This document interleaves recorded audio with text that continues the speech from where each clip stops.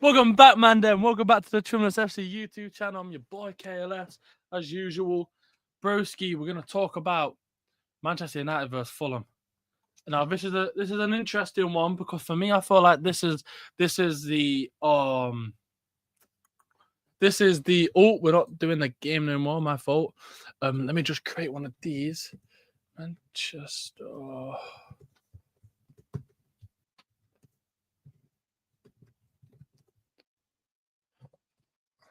My fault, people. I can't spell review. Oh, not like that. We want it. Oh, fuck. Yep. Okay, it won't let me.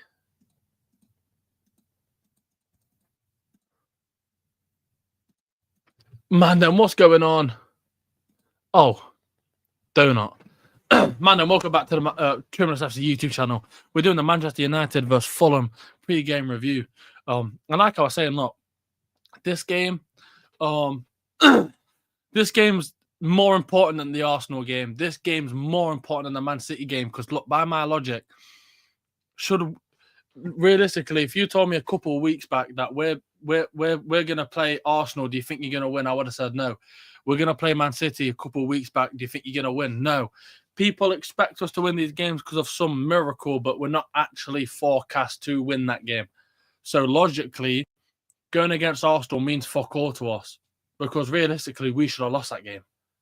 Not by how teams played, not by how we played, not by how United played, Arsenal played, none of that, because top of the league should always be winning games, especially games that are struggling. And obviously, man, we are struggling. We're not going to sugarcoat it. We are struggling. We were struggling. Darren Fletcher, that was a horrible 2-week time period. Awful. We shouldn't have won. But we did. So ideally, the game means fuck all to us. Yeah, nice to win. Yeah, surprising to win. Was it doing anything for us winning? Yeah, it got us in the game. I'm talking as a perspective. Beating Arsenal meant fuck all to us because we knew we were probably going to lose. We didn't, but if we did, we wouldn't be surprised. Same with City. Now, I'm just going to hold my mic this way. So the thing is with Fulham, with the Fulham game, I want to express sincerely, this game's more important than the two games we've just beat, which is a Manchester derby, and we've beaten Arsenal at the Emirates by 3 goals. Which was what wasn't done this season. Great records to break. Not great. It's not, well, you know what I mean. We can't lose tomorrow. End of discussion. End of discussion. We cannot lose tomorrow. I think if you looked at it a perspective of, but after winning them 2 games, surely a draw wouldn't mind. Fuck no. You don't beat Arsenal and you don't beat City to lose to Fulham. Them 2 games were statements. Michael Carrick clearly wants this job. And Mandem, look at this guy in the comments. Look at this guy in the comments. Look at this guy in the comments. Now, shout out Trimless. But I do want to add, look at him. Shame. Absolutely shameless. Bun this guy.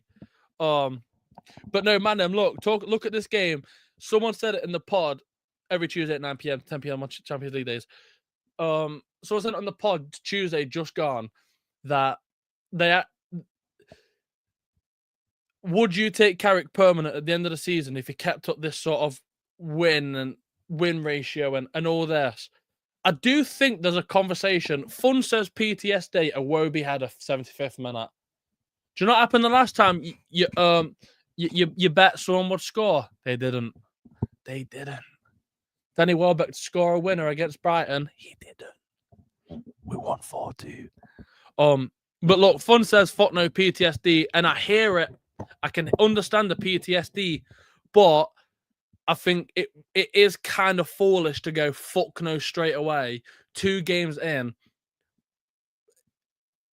Is it still fuck no to getting a manager Is it still fuck no giving him the manager job if he doesn't lose for the rest of the season? Comments of Michael Carino. Michael Carrico. I bet Gyok. My striker rose this weekend. Please watch the goal. Will yours? Funny you mentioned that. My friend says KLS, but hold on. Cunha's out. Trimless said it himself. Dorgu's out now for 10 weeks. You know, what will you do about Dorgu? Because obviously, when you looked at it in the grand scheme of things, he helped us win against City, helped us win against Arsenal. What man them are forgetting, though, who else came on that game that can play left cam? Who dominated that park? Cunha. Like, it's not losing him for 10 weeks is devastating, but it's not a massive loss. Not when we've got Cunha. Or even onto the fact of, we'll get onto my team prediction soon on that note. But it's not a massive, it's not as big as a loss as people make out. Oh, dog goes out for 10 weeks. Whoop-de-fuck. Like, we've still got Cunha. We've still got Shea Lacey. We've still got... We've still... Not depth, but we've still got players there. Move Bruno on the left or play Dorgu on the left.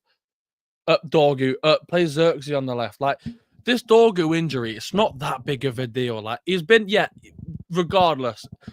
Got 2 assists, 2 goals against Arsenal and Manchester City. Who else came on and stole the show both games? Matthias Cunha. Is it a loss? Or isn't it? I don't think it is. Yeah, do you know what? How do I ban people? Chuma says Harry Wilson will have a better game than Cunha. I don't think Cunha starts. I don't think Cunha starts. In my god honest opinion. Man said Lacey, bro's a baller. If you're laughing at that, then we have the right to laugh at you about Dalman. Come on, man. Fuck off. You're lying, man. Then breaking news. West Ham are 2-0 against Chelsea. Oh my god. Well, that's fucked me up. I tell you what, while you're here, I've got a bone to pick with you. If I don't get 2 points for the own goal, what a shout. Chelsea are shy. I'm not bothered for facing Chelsea. Not at all. We play like this and we play Chelsea. We've won the game easy. Unfortunately. But back onto what I was back onto the topic of missing Dorgu and everything else. We've still got depth there, man. Them like Dorgu, it's a big loss for sure, but the replacement's equally as big. Pause. Cunha came on, nearly bagged he bagged an assist and nearly got a second against City. He came on, and I mean, we won't talk about the goal because it's in the past, but you don't do that against Arsenal. You don't just score goals like that against Arsenal. So is it? Of course you can laugh. Can't be relying on kids. No, it's not relying on him. He's just an option. No one said we're relying on him to come and do the job. That's why I didn't mention him first. We've still got Dorku. We've still got what? We've still got Xerxes. We've still got putting Buemo back at right. Sesko go up top. Amad Diallo on the left. I'm not relying on kids to come and do the job, but 1.5 due to your comments. 1.5 due to your comments. You're lying. Oh, I've only just clocked. I take it though. Wait, hold on. How much is a point for guessing the score? Or is it just 1? I'll take the 0.5 still. But look, man, look, we're getting off track. Tomorrow, I think we experiment. I know it's a game we shouldn't, and I know I keep saying we need to win this and we need to win it convincingly. I want Mazu back at right back. Better starting him against Fulham than at Arsenal or a City or a Chelsea or a Liverpool. Get him back in the mix because he had a good AFCON. Playing left back regardless, but still had a decent AFCON.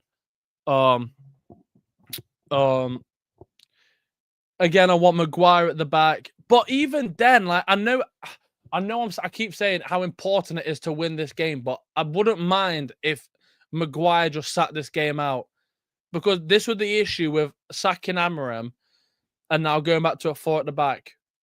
We've got 5, maybe 6 quality centre-backs, and 4 won't be starting every week. 4 are struggling to get game time. When was the last time we saw Lenny Yoro? I know Dillick's injured, so there's his excuse. I mean, Heaven, he was probably our best defender. Now can't even get minutes. I mean, I burped, it went down my nose. What you telling? I need to learn your name. Cheney Coyote. Tell me in the comments how to properly pronounce your name, because you're becoming a regular here, and I feel like I'm violating not getting your name right. Call me Chai. Thank you for popping in, Chai. Trimless, he wants to get on the podcast as well, so I'll tell him to message her. But no, on the note of trying players now, I wouldn't be too pissed off if he took Maguire off, rested him. Chaitanya.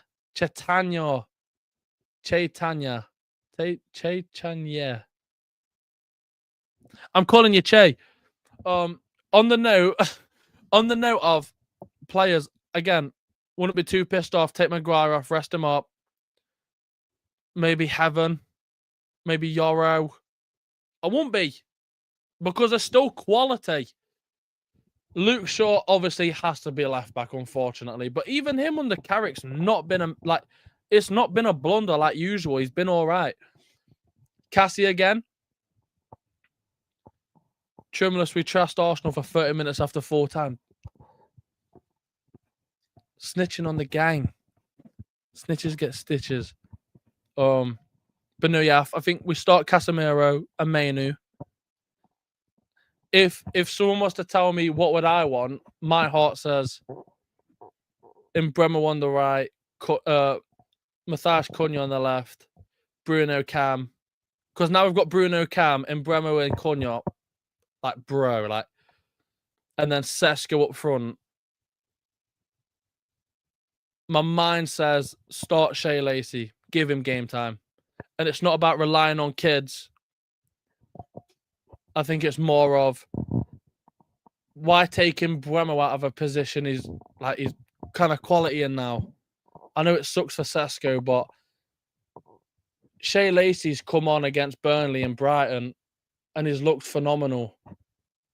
How many times can we say that about Sesko? So in that aspect, who deserves first team other than others? Do you know what I'm trying to say? It's a game for Sesko, 100%. Getting back, because what man them forgetting, bro? He's 3 goals in his last 2 games.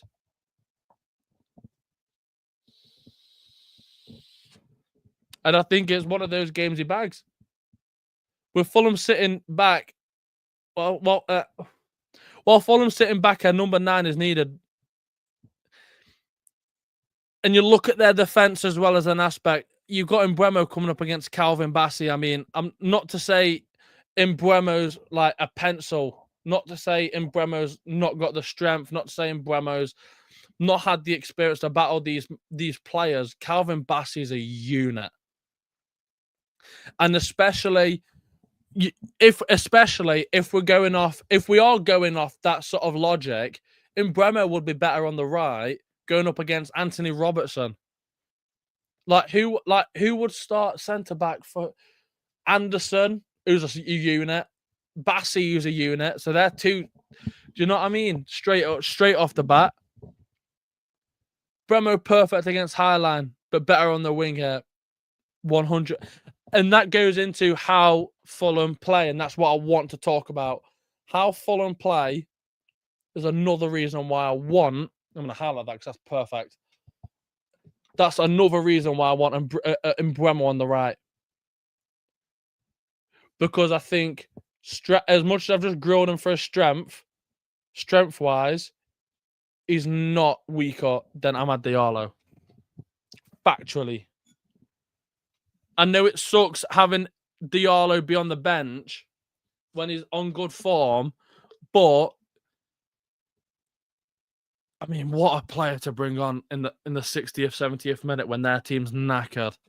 Amanda, again, back onto how Fulham play. Fulham play, it's physical for the whole 90 minutes. Their team's done in the 70th minute. Done. I know teams against Crystal Palace, they're not too aggressive, but that's because I'd give a start to Mount, Cunha after 60. I agree. That's why at the start I said I won't be opposed to Diallo on the left, because what bringing Cunha's on, this has been the best Cunha's been, period, at United. As sucks as it sounds, and he probably and you've got to think about player as well. You've got to also imagine put yourself in Cunha's position. I've come on against Arsenal, ruined them. I've come on against Man City, ruined them, and I'm still benched. So I don't want it to damage his morale, but he can't argue that it's not working for him. We've given him 90 minutes. We've made him start the game, and he wasn't doing it. He's coming off the bench, and in my opinion, I don't know about you yourself, Che, but in my opinion, the Cunha that's been coming on against Arsenal and Man City and dominating the game, that's the Cunha I expected to have at the start of the season. Does that make sense? That's the Cunha I saw at Wolves. So why change it? And I said this in the pre-game chat before the Arsenal game. I said, Michael Carrick, if you're watching, don't change anything. Keep everything the exact same. And he virtually near enough did. And we got another 3 points. 100% win rate. Mikel Carrico. There's no talking bad about it. You can't change anything. So if it works, and you've got to look at it in an aspect. I'm not getting 90 minutes. Hey, I'm not getting 90 minutes here. You're complaining because we're equally making you better. Give him a couple of 20, 30-minute games here and there where he's performing. His confidence is through the roof. Then he can start and not drop off. Hey, if you're watching, hey Mikey, that is tapped. That is his dead granddad's dog. That is tapped. Oh, Michael Carrick. Do you know what? It's not my fault you're tapped. Other than the Liverpool game, he hasn't been great starting. Yes. You could argue the first 40 minutes of the Brighton game when we won 4-2. There's definitely an argument there. And maybe the first off against Leeds. But again, we're talking, he's doing all right against Leeds. That's not a Man United player. Do you know what I'm saying? That's not a Man United player. So I do genuinely believe bench Cunha. I don't like Amad Diallo on the left because I think he's less progressive on the left. But maybe it's the best shout for him.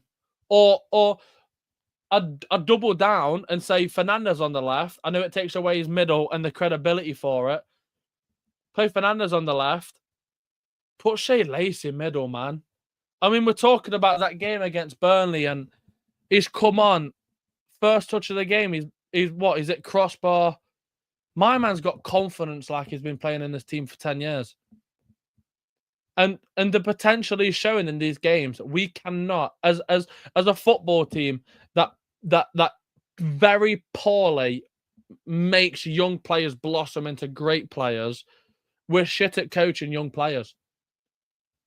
So hopefully Michael Carrick can see this and go, hold on, he's got potential.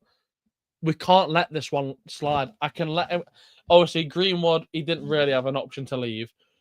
But Rashford, I don't feel like we blossomed him properly.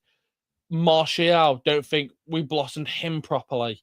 Garnacho was always awful, but he always had potential. That's the difference. He was always shit, but he did have potential. So you could argue even then we've not made Garnacho blossom like we would. Do you know what I mean? We've not made, maybe even at this point, for as long as he's been here, Xerxes, we've not blossomed him. Hoyland, Yoro. I'm worried we're not going to make Lamens blossom. I look at Lamens and I think he's the next Courtois. But against City, there's a moment where he's dived for the ball, got hands to it, but it wasn't on target anyway. Like, it was miles off target, which has led to a corner. And if we were to score from that corner, that's a massive mistake for him. I'd love to see Lacey too, but unfortunately, with one game a week, don't see it happening. Nah, neither do I. If we was in the Carabao Cup, that'd be perfect for him. When the club is unstable as it is, it's not a good place to develop. 1,000,000%. 1,000,000%. And that's one of the reasons why I wanted to keep hammering, because it's just another thing the team.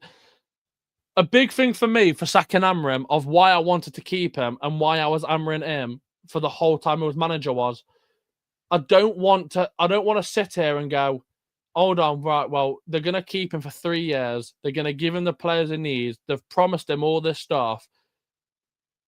Then we don't have to sack him and then go through the bollocks again of, but we'll trust him when you've not. And it's what actually happened. It happened the way I predicted it. You've not given him the time he needs. You've not given him the players you need. You've sacked him. And now we've got such toxicity around the team. It's not developing young players and it's not developing starting players. Like, how do you expect Cunyon and Bumo to come to United and just set sail like people thought that they would? They can't. And what people fail to realise is just because Fernandez and Casemiro is getting on, 90% of the team's young. I mean, Delot's only 25, 26. Like, I thought he was in his raw 30s, but he's not. Yoro, still what? 20, 21. Aiden Heaven, Lamens, Mainu, Shea Lacey. Even Cunya's not that old. Sesko, Xerxes, Hoyland, Anthony, Scott McTominay. So many young players over the years we've not been able to blossom simply because of the problems that aren't even on the pitch. So that was one of my reasons. And it has happened again, unfortunately. We've sacked a manager because we've not given what he needs. We've not given the time he needs. We're not giving him transfers that ideally he's asking for. We've sacked him. And now we're going to sign a manager. We're going to turn around and yet again go, but it's going to be another project. I don't want another project. I want you to keep to the same project and see if it works. Because if you kept to the same project and it didn't work, you know not to do it again. From now, we've not learned anything. Because you've sacked him before even attempting to prove a point. It's been a hot mess with everything Ineos have done. Only the signings so far are a silver lining, touch wood. I mean, touch wood, pause. But you're 100% correct. Like, Mbremo's great under what?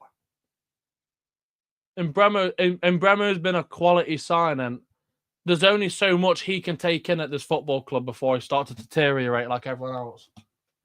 Same with Cunha, same with Sesko. Why do you think people... And the thing is with Sesko, let me just clear this up as well. People with Sesko is not a flop because Man United didn't rate him as much as other fan bases. Other fan bases has given him this massive headline. He's going to come on and bag headers. He's not known for bagging headers, by the way. Do your research. He's not known for bagging headers at all, one bit. But he's a prominent goal scorer. No, he isn't. Go look at his goals for Leipzig or Strasbourg. He's not a prominent scorer. It's other teams hyping him up. I hate the sacking. I hate sacking a manager. Yeah, that as well. Mid-season as well. Summer, I can understand. Mid-season. And the thing is, do you know another thing that really fucks me off, and I don't think other Man United fans clocked about Amram? He wasn't doing that bad. Yeah, he was drawing a lot, but was only 3 points clear off top 4. So in my eyes, when you're 3 points on top 4, you've sacked him. Don't expect Champions League football. Don't. It just lets the players off the hook time after time since 100,000,000%. Sesko Thunderbolts, bro. And do you know what else I say as well? You can go back and watch previous Project Prems. I've said it numerous times. It's all right, keep going. The manager's got to go. You can't sit as a football fan, a fan of a fan of Manchester United, and go, yeah, them players are good enough. The lot's not good enough. Bayandere Onana wasn't good enough. Luke Shaw wasn't good enough. Yogate's not good enough. Garnacho, Haaland, Xerxes, not good enough. But these men are starting every week. And why?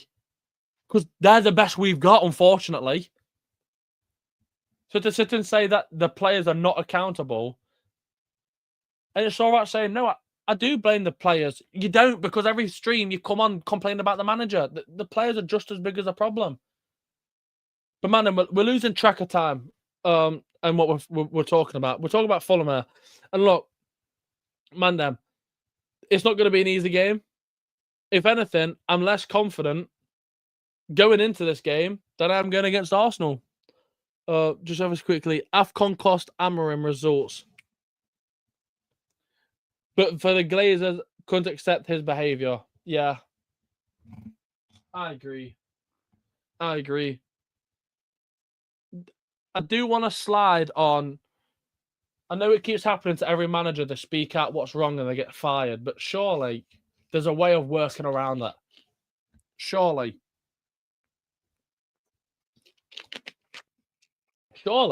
But yeah, let's get back on subject. Fulham tomorrow.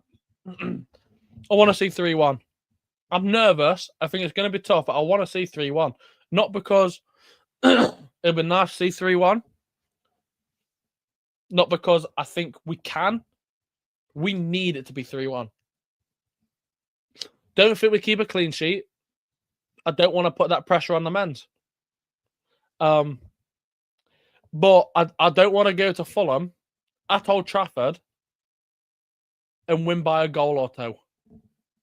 We don't go to City, batter them. We don't go to Emirates, Arsenal. We're the first team to beat them at the Emirates this season. We're the first team in 3 years to beat them, to make them concede 3 or more goals in 3 years, and then struggle against Fulham. I want to see a clean sheet 3-0. Exactly. I don't think we'll keep a clean sheet. I don't want to put that pressure on the men. But I need it to be 3-0. I need it to be 3-1. I'll take 4, 5. I'll take anything over, not under. I don't give a fuck if it's 2-0. I will not be convinced. It needs to not. I'm not expecting a battering. I'm not expecting an absolute brawl. I want football. I want what we've seen for the past 2 games. Is that so hard to ask for? Pressure on the back four and Mainu. Pressure on the back four and Mainu and Casemiro to keep a clean sheet. Hard work has to be non-negotiable at United. 1,000,000%. 100,000,000%. I think Casemiro's had it. This could be on par with his first season at United. I think Casemiro's been fantastic all season. Yeah, he's had a couple of games and a couple of slip-ups. Doesn't discredit how well he's played and how crucial he's been for some of these games. I'm glad at Mainu, because Mainu, he becoming up for me because I don't think he was as good as the media made him out to be when Amorim wasn't playing. I still don't think he is, but he's coming on in games, and I think I'm noticing him more. We have to win in the same vein. The lad has to get a haircut after Spurs. 100%. Anyone in the comments tell me, why should we lose? Why? I know it's not in our control or even the manager's control how Fulham play tomorrow if they go level with us. We shouldn't lose. Why stop? I don't want to go into the game tomorrow and see players like Delart giving half-arsed performances. I don't want to see Luke Shaw being pocketed by Harry Wilson, who's like one of the biggest purple patch players. I don't want to see Casemiro getting boxed by Berger or Iwobi. I don't, Mandem. I want us to play the exact same. Mainly with the Seedorf regen, trust me, if we can give him the right environment. Nah. I don't think so. 100% we have to neutralise Wilson, especially on this form. But like I said, bro, his purple patch. We had him at Derby County a couple of seasons back, and he was phenomenal. But even then, it was purple patch. But I think fans will be quick to say he's had a quality season. He's not. It's only this past month he's put a foot in. So in that aspect, we can kind of hope he drops off this game and goes back to normal Wilson, unfortunately. I do want to add, because obviously I did say at the start, I wouldn't be too bothered about Maguire not starting and giving the youngsters like Mainu, like Aiden Heaven, like Yoro time. I want to keep Maguire for a sub in like roughly the 70th, 65th minute, and I'll tell you why. Raul Jimenez and Rodrigo Muniz. I've never met two strikers that have an obsession with scoring in the last minute. We can't be. Players like him always try to bring their best at Old Trafford. 100 million %. 100 million %. But there's trying your best and being the best. And that's a difference. Admittedly, the pressure of being a Man United midfielder, you could argue midfield's always been our strongest point. Like, you could argue defensively, all right, Jaap Stam, Gary Neville, Ferdinand Vidic, Evra. You could slide Dennis Irwin in if you're old enough. Who else? Steve Bruce, that's 7. But then you look at midfielders. No, we'll go to attackers. Ronaldo, Cantona, Rooney, Van Nistelrooy. I'm not putting Tevez in, the rat. We're talking like proper striker. Van Persie. I guess that's 5 I can think of off the top of my dome. I know there's more. Mark Hughes, shout, yeah, Mark Hughes. So that, again, that's 7 just off the top of my head. Top of my head, midfield. Scholes, Keane. Scholes, Keane. Bruno Fernandes. God, I can't believe I'm struggling. Scholes, Keane, Fernandes. Why am I struggling? Hold on, I've put pressure on myself. Fernandes. There's a DM somewhere and I can't think of his name. Nicky Butt.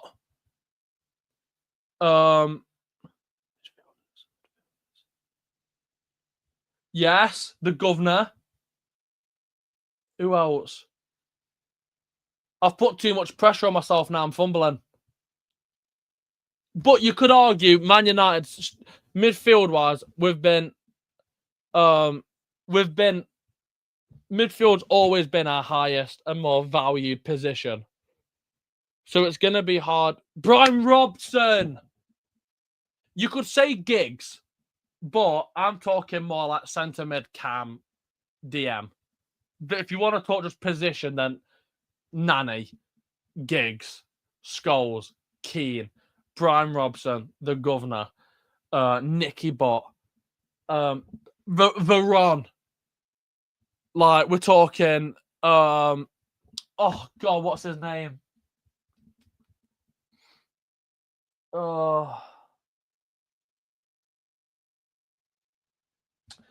Carrick himself.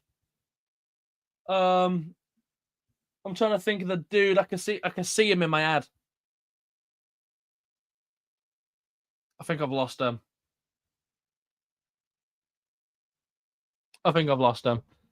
But obviously, my point stands. There's no decent Man United midfield without these man. Which era? I'm just thinking of any in particular.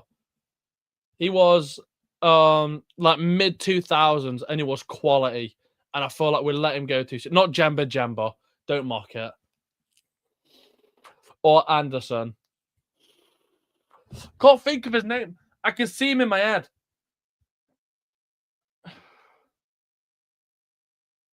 Like mid to Park Ji-sung! Park Ji-sung! Fuck's sake, man. I can't believe I couldn't think of his name. Park Ji-sung. For fuck's sake, that's embarrassing. I knew we were Asian because I nearly said Kagawa like a knobhead. Park Ji-sung. Do you know what I mean? And as good as Rooney and Ronaldo was and Fernandes and Vidic, there's no denying, without that midfield, these players don't blossom into the players they are now. Well, the players they was, unfortunately. You had Park Ji-sung. Bro, I can't believe I couldn't think of him. But for example, midfield-wise, so yeah, it's going to be a lot for Mainu to live up to my expectations. But unfortunately, the harsh reality of it is if you can't do it, you can't do it. I'm not saying he can't. I'm just expecting more. When Amrin wasn't starting him, and every press conference, I'm highlighting that. Fucking what a poll. When Fernandes, when Amrin was being at a press conference and interviewed, every headline and I watch every press conference. Is Mainu starting? Do you actually support Mainu? Do you actually think he's a good footballer? Is Mainu starting? When will Mainu start? Mainu this, Mainu that. And I didn't think he was this good of a player to have this much attention at a club where, in my opinion, there are bigger problems than starting Mainu. Unfortunately, there is. So when Mainu was coming on in that Amrim time period, and I said this to Amizi often, he was getting 40 minutes each piece. Not every time. I'm thinking of Wolves when he got 12 minutes, 15. But I'm thinking Everton. I'm thinking people forget he started against Grimsby. And he wasn't playing at a level these headlines were. And what frustrates me is I'm not bothered people are talking about it. I'm bothered they're talking about it more than bigger issues we have at the club. And for me, Mainu, he's still got a bit more grafting to do for me to say, yeah, fuck it, keep him. Because I don't want to sell him, but like, yeah, in my opinion, he did all right against City. He wasn't one of the best players, and you expected to with all this. Against Arsenal, he wasn't outstanding. And I think you need to be as a Man United midfielder, and I'm sure many will agree. All these guys putting in 7 out of 10s every week minimum. Amrin didn't fancy me.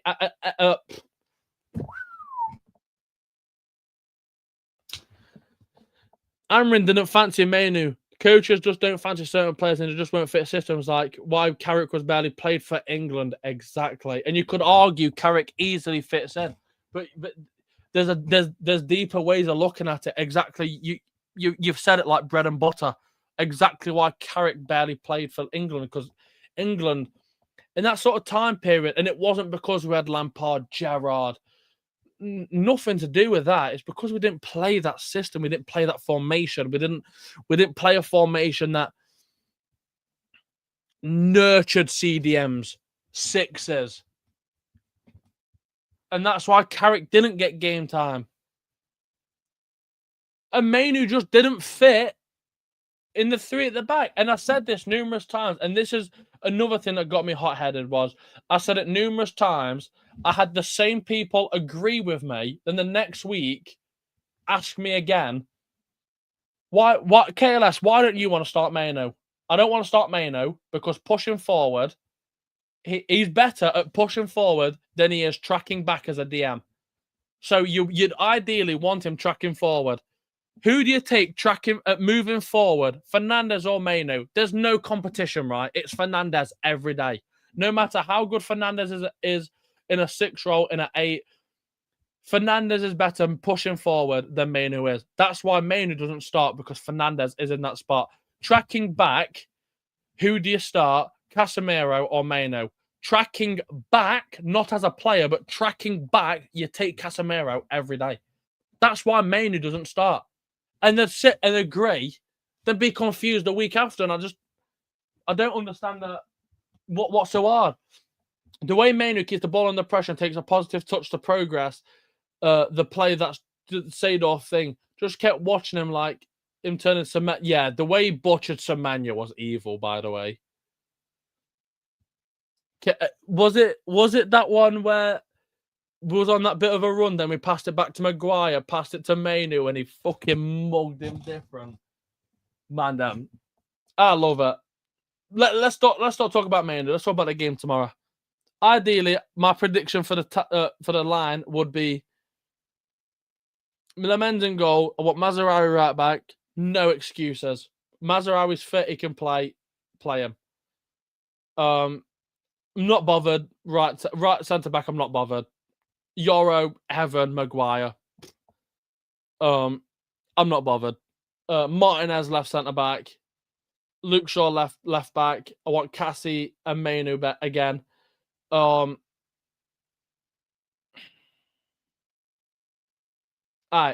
I'd want Bremo on the right. Cunha, Mount on the left. Fernandez in the middle. Sesko up top. And I want Cunha, Maguire, and Lacey to be subbed on. That's what I want to do. I'm predicting 3-1. What's the time? Man, then I've got a cut. The Royal Rumble starts in 20 minutes. Man, them, look, I'm a WWE guy. Come on now. I love it. Man, I've been your boy, KLS. Thank you to Che for being on and interacting with the man. It's always a pleasure. Make sure to hit up Trimless as well to be on the Prem. This Tuesday coming up. Other than that, man, I say it every week. Glory, glory, Man United. 3-1. My goal scorer is Brian Mbeumo. Or Mbeumo, however you want to say his name. Thank you, Che, for popping on. Make sure to leave a like and subscribe.